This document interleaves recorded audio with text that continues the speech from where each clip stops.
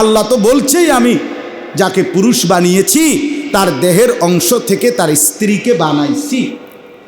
অমিন আয়াতিহি আন খালাকা লাকুম মিন আনফুসিকুম আজওয়াজা, আমি তো বানাইছি। এটা তো একটা সাধারণ কথা, তুমি কেন পাগল হয়ে গেল, এরকম কুত্তার মতো হয়ে গেল কাজে সারাদিন বেড়ি চাই তুই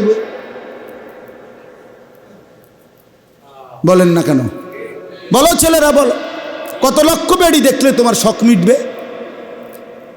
কত উলঙ্গ, লোনা পানি, পরিষ্কার কিতাবে আছে আমরা পড়ছি, লোনা প্রাণী তৃষ্ণা। ওই এই বেটা লাইট এটা নাও বেটা, ফালতু বেটা, ছাড়ো হেলান ছাড়ো,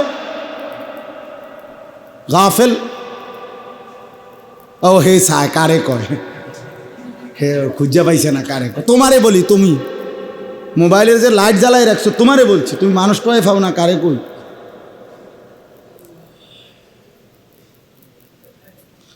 হ্যাঁ হ্যাঁ আমি শক্ত মানুষ বাপ, ফেরাইতে হবে ফেরাইতে হবে, ছাড় দেওয়ার কোনো সুযোগ নেই। কে ফিরাবে আমার সন্তানদেরকে? মুসলমানের এই ছেলেদেরকে ফেরাবে কে বলেন মিয়া? আমরা ফিরাইতে হবে, আমরাই চেষ্টা করতে হবে। হাল ছেড়ে দিলে আগামী দিনে ইসলামের জন্য লড়বে কে?